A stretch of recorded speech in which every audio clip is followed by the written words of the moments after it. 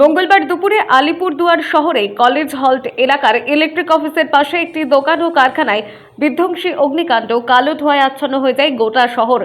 ঘটনা শোনা মাত্রই ঘটনাস্থলে উপস্থিত হন আলিপুরদুয়ার পৌরসভার চেয়ারম্যান প্রসেনজিৎ কর এবং ওই ওয়ার্ডের কাউন্সিলর এবং দমকলের খবর দেওয়া হয়।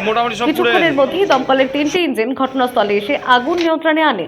তবে কিভাবে আগুন লাগলো তা এখনো জানা যায়নি। আমি তো কিছুক্ষণের জন্য বাইরে গেছিলাম, ছেলেকে পড়তে দেওয়া হয়েছিল প্রাইভেট। আচ্ছা, তো ম্যাডাম ফোন করলো, মিস ফোন করলো যে পড়া শেষ হয়ে গেছে, নিয়ে যাও। বাড়িতে গিয়ে আসতেছি তখন বলতেছি যে ফ্ল্যাটে আগুন লেগেছে।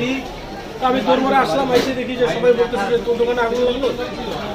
তো আমি বললাম কিসের থেকে লাগলো, তো আমি তো জানি না। এসে দেখতেছি যে ফায়ার ব্রিগেড এসে তখন বলতেছে কেউ পিছনে পাতা ছিল, পাতা ওই পিছনে বাড়ি পাতা ধরে দেওয়া হয়েছে। আবার কেউ বলতেছে যে শর্ট সার্কিট থেকে হয়েছে।